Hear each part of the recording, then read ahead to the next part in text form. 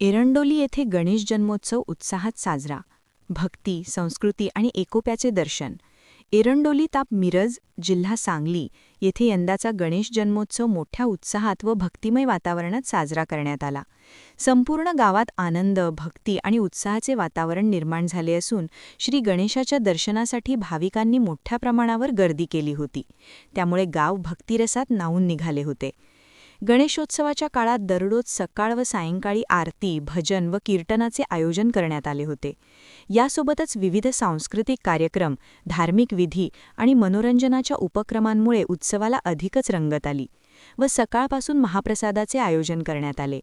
लहान मुलांपासून ज्येष्ठ नागरिकांपर्यंत सर्व वयोगटातील नागरिकांनी या उत्सवात उत्स्फूर्त सहभाग नोंदवला.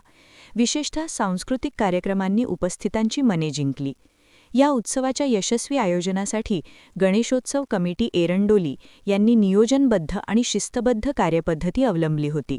कमिटी सदस्य सौरभ जाधव, अनिल पाटील, अरुण बाबर, स्वप्नील पाटील, वैभव पाटील, अक्षय पाटील, प्रतीक पाटील, प्रवीण भोसले, दत्ता चव्हाण, अरविंद निकम, सचिन पाटील, प्रशांत पाटील, अमोल पाटील, रोहित पाटील, प्रशांत वनरे, सुधीर पाटील, जितेंद्र पाटील, अभिजित जाधव, अमोल जाधव, अनिकेत जाधव, पुजारी सुदाम घोरपडे व श्रीकृष्णा जाधव यांचे योगदान विशेष उल्लेखनीय ठरले.